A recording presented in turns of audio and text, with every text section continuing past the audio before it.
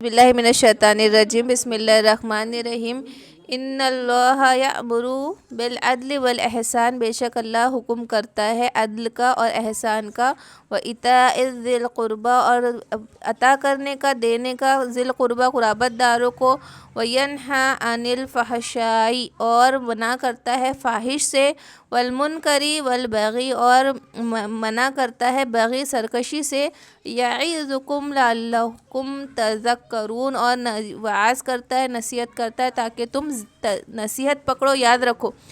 اور یہ قرآن کی جامع آیتوں میں سے ہے نا، بہت جامع آیت ہے یہ، اتنی جامع کہ سلف صالحین سے لے کر اب تک ہر جمعے میں اس کے خطبے کے آخر میں اس کی تلاوت کی جاتی ہے کہ اللہ تمہیں حکم کرتا ہے انصاف کا، عدل کا، احسان کا، قرابت داروں کو دینے کا، فاحش سے منع کرتا ہے، سرکشی سے روکتا ہے، اور تاکہ تم نصیحت پکڑو اور ذکر کرو، نصیحت تاکہ تم سمجھو اور نصیحت پکڑو۔ تو اس میں جو پہلا حکم کیا ہے؟ عدل کا۔ اب عدل کے معنی کیا ہے؟ یہ جو آیت ہے نا، یہ اتنی جامع آیت ہے کہ کئی صحابہ نے اس آیت کو سن کے ایمان لائے تھے۔ اس میں سے حضرت اقسم بن سیفی رضی اللہ تعالیٰ عنہ فرماتے ہیں کہ وہ اپنے قوم کے سردار تھے، کوئی قبیلے کے، اور ان کو جب پتہ چلا کہ کوئی نبی آئے ہیں اور ان کا دین کیا ہے تو انہوں نے سوچا کہ میں جا کے ملتا ہوں۔ تو ان کے قوم کے کچھ لوگوں نے کہا کہ آپ سردار ہیں، آپ ایسے ہی مت ملیے، ہم جا کے آپ کے مطلب کیا بولنا چاہیے، آپ کے کیا بولتے ہیں، آپ کی طرف سے ہم جا کے بات کرتے ہیں، کیا بولتے ہیں ان کو، قاصد بن کے، آپ کے قاصد بن کے ہم آپ کی خبر لے کر آتے ہیں، ان کی خبر لے کر آتے ہیں اور آپ کو سب بتاتے ہیں۔ تو وہ قاصد پہنچے آپ صلی اللہ علیہ وسلم کے پاس اور ان سے کہا کہ آپ کون ہیں اور کیا ہے؟ تو آپ صلی اللہ علیہ وسلم نے کہا کہ میں محمد بن عبداللہ ہوں، اور کیا ہے کا جواب یہ ہے کہ میں اللہ کا بندہ اور اس کا رسول ہوں۔ بس آپ نے اتنا کہا، اتنا جواب دیا ان کے دو سوال کا، اور اس کے بعد میں یہ والی آیت، یہ والی جو آیت ہے ان اللہ یامرکم کو پڑھ کے ان کو سنایا۔ تو انہوں نے کہا کہ آپ ہمیں دوبارہ دہرا دیجئے تاکہ ہمیں یاد ہو جائے۔ تو بار بار آپ صلی اللہ علیہ وسلم دہراتے رہے اور انہوں نے یہ آیت یاد کر لی، اور پھر بعد میں انہوں نے پتہ کیا تو ان کو پتہ چلا کہ آپ صلی اللہ علیہ وسلم تو بہت اعلیٰ نسب والے ہیں، بہت اچھے خاندان کے، بہت شریف، اور بہت آپ کا نام ہے، لیکن آپ نے وہ سب نہیں بتایا، آپ نے اپنے نسب پہ دھیان نہیں دیا، بلکہ صرف اتنا کہہ دیا کہ میں محمد اور بن عبداللہ ہوں۔ اور پھر یہ بات جا کے قاصدوں نے اقسم بن سیفی کو سنائی اور ان کو یہ والی آیت سنائی، تو انہوں نے کہا کہ یہ کتنے اچھے اخلاق کا حکم دے رہے ہیں، تم لوگ فوراً دین پر آ جاؤ، اس سے تم پیچھے رہنے والوں میں سے مت بنو بلکہ اول دین میں داخل ہونے والوں میں سے ہو جاؤ۔ تو وہ جو ابن اقسم بن سیفی تھے تو انہوں نے اپنے پورے قبیلے والوں کو ایمان لانے کو کہا کہ تم پہلے والوں میں سے ہو جاؤ، کتنے اچھے اخلاق اور کتنی اچھی بات ہے، تم تابع رہنے والوں میں سے نہ بنو، تم آگے رہنے والوں میں سے بنو۔ اس طریقے سے آیت سن کے انہوں نے ایمان لایا۔ تو اسی طرح عثمان بن معظم رضی اللہ تعالیٰ عنہ کہتے ہیں کہ میں نے شرما شرمی میں ایمان لا لیا تھا، میرے دل میں اتنا ایمان مضبوط نہیں تھا اور مجھے بہت ڈاؤٹس تھے۔ تو ایک دفعہ میں آپ صلی اللہ علیہ وسلم کے ساتھ تھا تو میں نے دیکھا کہ آپ صلی اللہ علیہ وسلم پہ وحی نازل ہو رہی ہے، اور میں نے وہ ساری وحی کی کیفیت دیکھی جو آپ صلی اللہ علیہ وسلم پہ نازل ہوئی، اور آپ صلی اللہ علیہ وسلم پہ یہی آیت نازل ہوئی تھی۔ پھر آپ صلی اللہ علیہ وسلم نے جب یہ آیت پڑھ کے سنائی تو میں اسیر ہو گیا، آپ کی حالت بھی دیکھی، اور پھر جب یہ الفاظ سنے تو مجھے یقین ہو گیا کہ یہ کوئی عام شخص کے الفاظ نہیں بلکہ یہ اللہ ہی کی طرف سے اترے ہوئے الفاظ ہے، اور پھر آپ صلی اللہ علیہ وسلم کی محبت میرے دل میں گھر کر گئی۔ اس طریقے سے یہ آیت کا اتنا اثر ہوا۔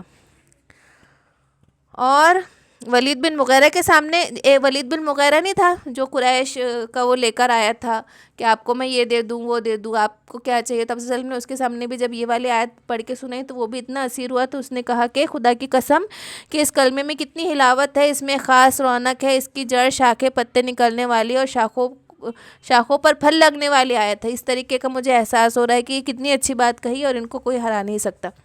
اب جو پہلا حکم ہے عدل کا، تو عدل کے کیا معنی ہے کہ برابر فیصلہ کرنا۔ عدل میں کیا معنی ہے کہ لوگوں کے نزاع مقدمات میں انصاف کے ساتھ کام لینا۔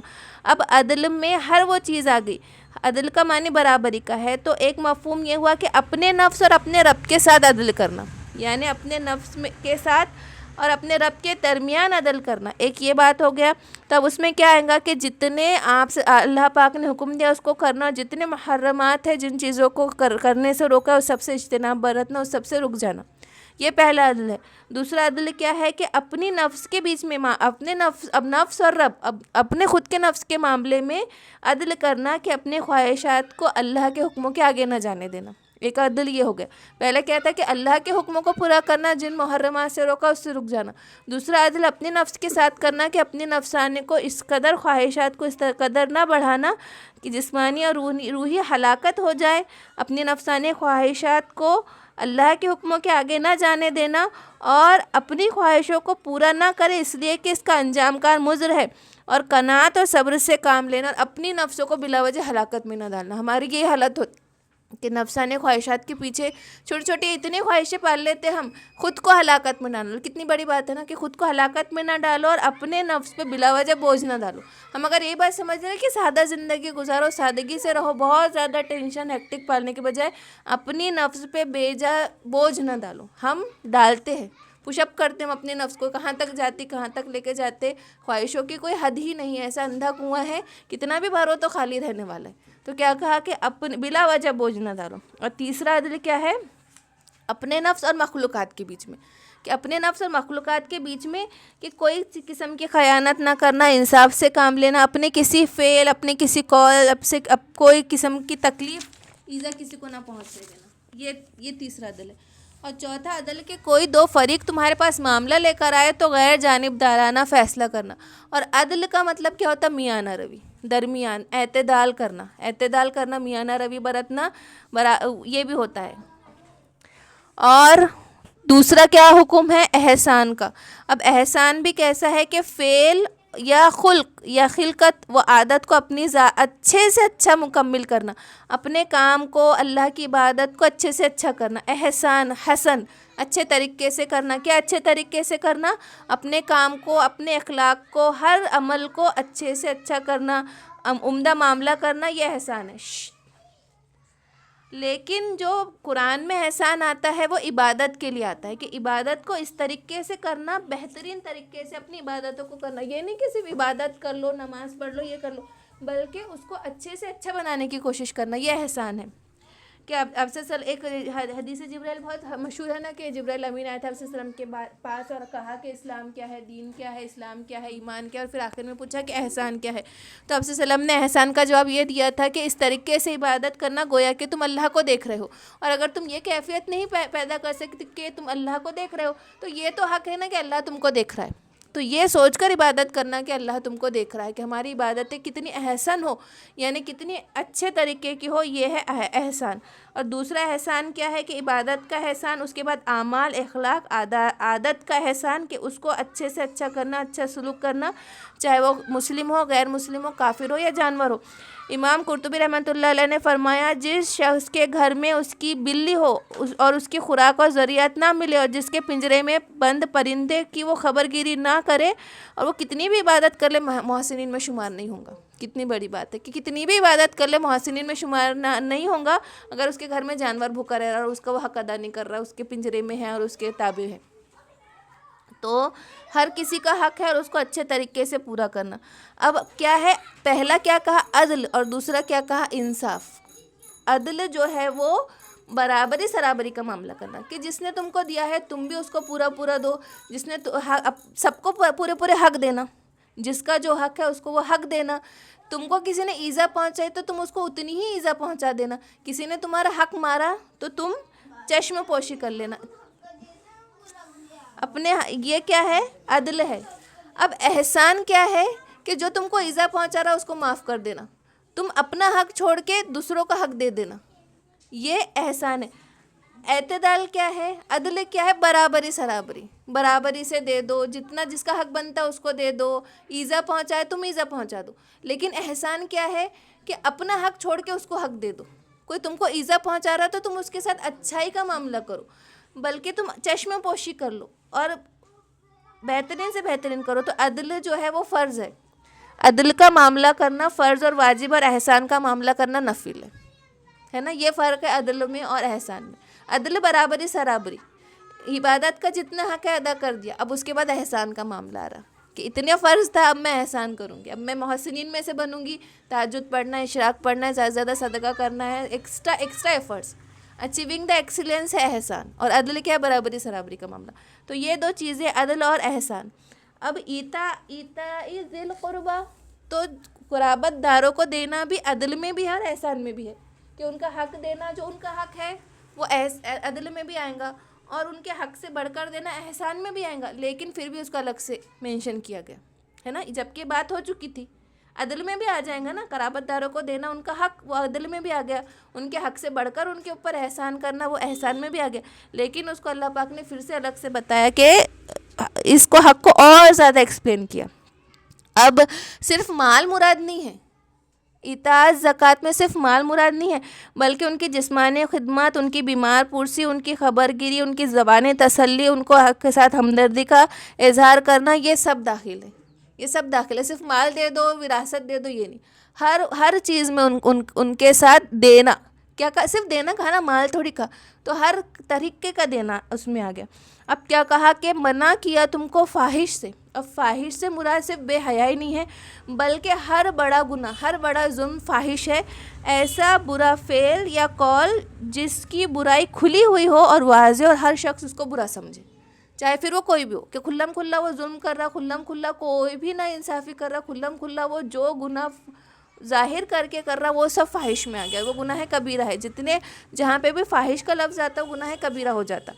دوسرا کیا کہا، منکر کیا ہے، منکر وہ فعل ہے جس کے حرام و ناجائز ہونے پر اہل شرع کا اتفاق ہو کہ یہ خراب عمل ہے، اس پہ سب کا، اور وہ ظاہری باطنی اخلاقی ہر طرح کی برائی ہے۔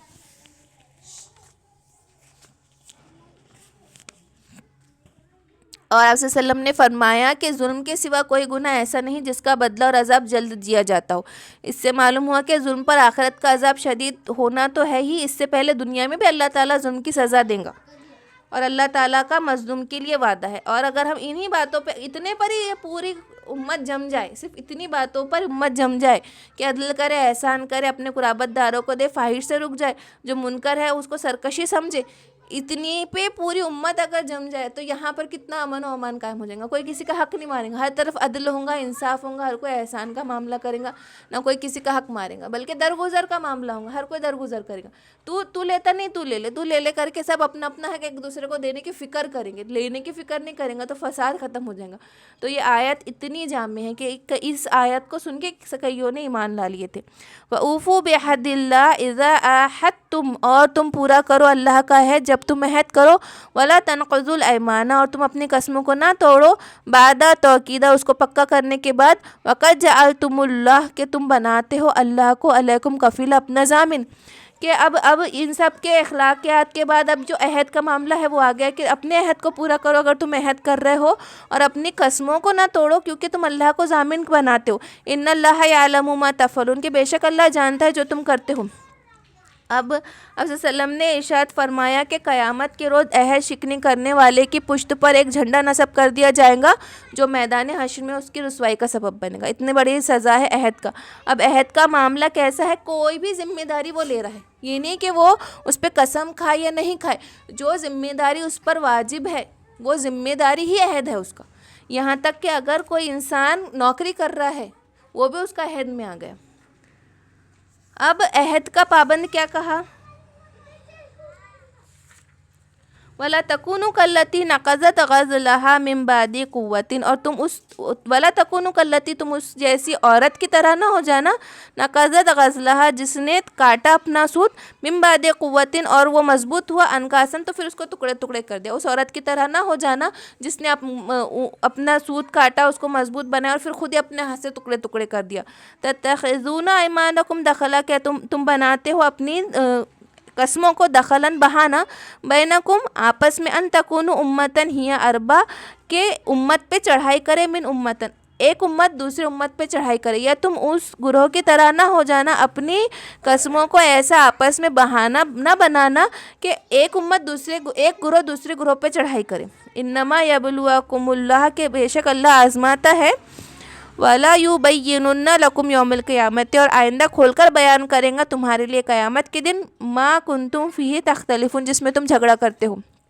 اور ایسا نہیں ہوگا کہ کسی سے عہد کیا پھر ہم دیکھ رہے کہ یہ گروہ میں یہ پارٹی میں جانے میں زیادہ فائدہ ہے، اس میں مالی اور دوسری چیزوں کا فائدہ زیادہ ہے تو اس کو توڑ کے اس میں چلے گئے۔ یہ بھی عہد شکنی میں ہوگا کہ اپنے فائدے کے لیے کسی ایک سے ہم نے وہ کیا تھا، عہد لیا تھا، اس کے ساتھ دینے کا وعدہ کیا تھا، پھر ہم کو اس میں فائدہ کم دکھ رہا تو ہم کسی اور میں چلا جائے، لیکن کہ شریعت کے خلاف کوئی کام ہو رہا ہے، اگر ہم نے کسی سے وعدہ کر لیا اور ہم کو اب دکھ رہا ہے کہ وہ شریعت کے خلاف کوئی کام کر رہا، تب ہم اپنا وعدہ توڑیں گے، لیکن کہ جتلا کے کہ تم شریعت کے خلاف کام کر رہے اس لیے ہم اپنا وعدہ توڑیں، کہ جتلا کے پھر وہ وعدہ توڑا جائے گا۔ ادروائز یہ وعدہ توڑنا اپنے منافع کے لیے، یہ اسی میں آ جائے گا، اسی وبال میں آ جائے گا کہ جو عہد شکنی کا معاملہ ہے۔ دوسرا کہ یہ بھی، اور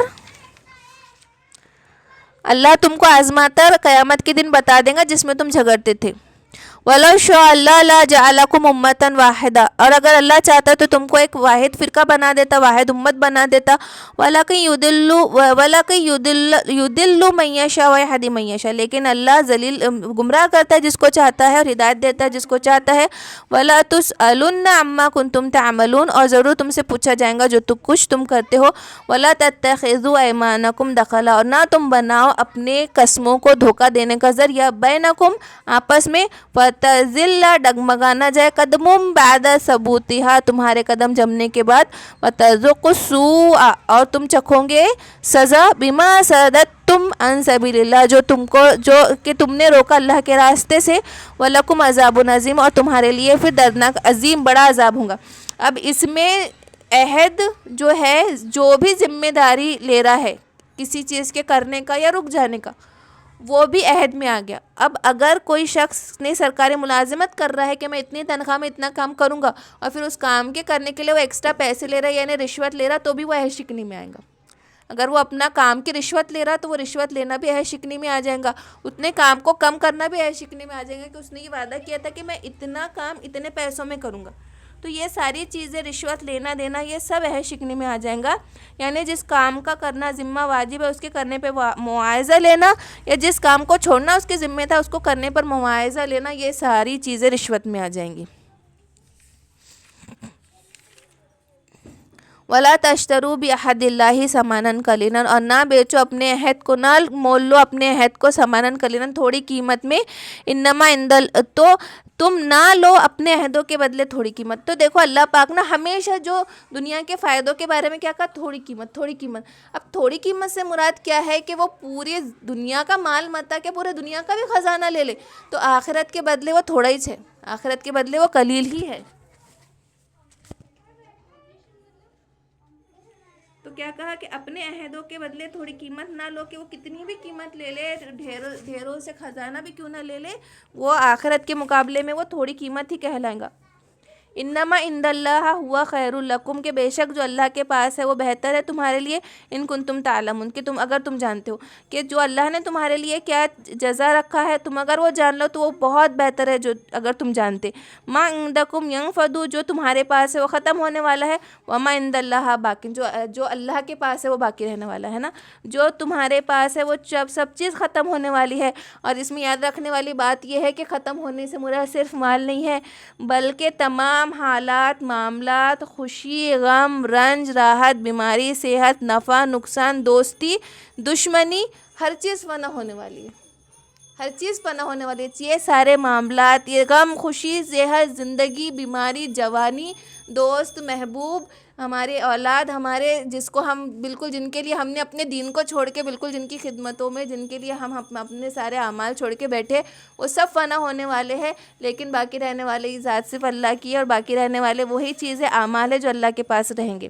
وَلَا نَجْزِيَنَّ الَّذِينَ صَبْرُوا، اللہ ضرور بدلا دیں گا صبر کرنے والوں کو، اجرہم بِأَحْسَنٍ، اور بہت اچھا اجر ہے، مَا كَانُوا يَعْلَمُونَ، اگرچہ وہ جو وہ کرتے ہیں وہ بہت اچھا اجر ہے اس کے لیے اگر وہ کرتے۔ من عمل صالحا، اور جو کوئی عمل صالح کرے، نیک عمل کرے، من ذکر یا انسا، چاہے وہ عورت ہو یا مرد ہو، وہو مومن، اور وہ مومن ہو،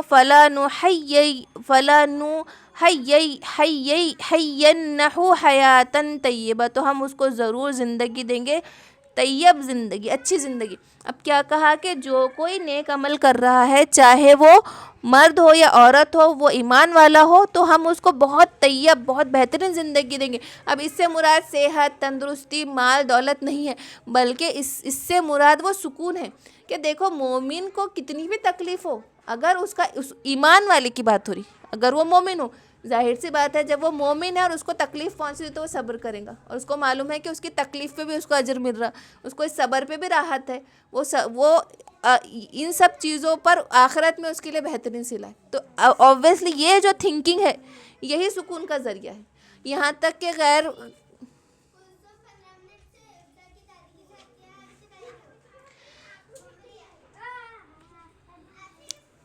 کافروں کو تھوڑی بھی تکلیف پہنچے، بہت ڈسپیوٹ ہو جائے، بہت ان کا مال لوٹ جائے، اولاد وہ ہو جائے، یہ ہو جائے، ایٹ دا اینڈ خودکشی کر لیتے، ڈپریشن میں چلے جاتے۔ لیکن ایک مومن کتنی بھی تکلیف اور آزمائش میں، جب وہ مومن ہے تو اس کو پتہ ہے نا کہ یہ آزمائش بھی میرے لیے اجر کا ذریعہ، تو یہ ہے وہ حیات الطیبہ کہ اچھی زندگی دوں گا میں، اچھی زندگی کی وعدہ یہ ہے کہ کتنی بھی آزمائش، چاہے اس کی صحت خراب ہو، مال لٹ جائے، وہ کتنی بھی غربت میں ہو، لیکن یہ سکون، یہ راحت کہ یہ دائمی نہیں ہے، یہ ساری چیزیں فنا ہونے والی ہے، میرا صبر بھی، میرا شکر کرنا بھی، یہ سب کا اجر مجھے ملنا ہے، چاہے وہ بیماری ہو یا کچھ بھی ہو۔ اور اگر کسی مومن کو اللہ اچھی زندگی دے رہا، مال دے رہا، صحت دے رہا، بہت اچھا، اس کو ہر حال میں اس کو خوش رکھ رہا، تب بھی اس کے لیے حیات طیبہ ہے کہ وہ اس پر شکر ادا کرے گا تو اجر ہے، وہ مال کو بڑھانے کی حرص نہیں کرے گا، قناعت سے رہیں گا، شکر گزاری سے رہیں گا، تو بھی اس کے لیے سکون ہی سکون ہے، اس کے لیے راحت میں بھی وہی سکون ملے گا، حرص نہیں کرے گا، مال کو لوٹ جانے کی فکر نہیں، مال کے کم ہو جانے کی فکر نہیں، جو آیا اس پہ خوش، صحت ہے تو اس پہ خوش، صحت ہے تو اعمال اچھے کر رہا، اور زیادہ عبادت کر رہا، تو اس میں بھی اس کی زندگی پاکیزہ ہے، اور تنگ دستی میں بھی پاکیزہ ہے، تو یہ ہے وہ پاکیزہ زندگی، حیات طیبہ۔ وَلَنَجْزِيَنَّهُمْ أَجْرَهُمْ بِأَحْسَنِ، اور ہم انہیں اجر دیں گے احسن، بہترین، ما کانوا یعملون، جو وہ کرتے تھے۔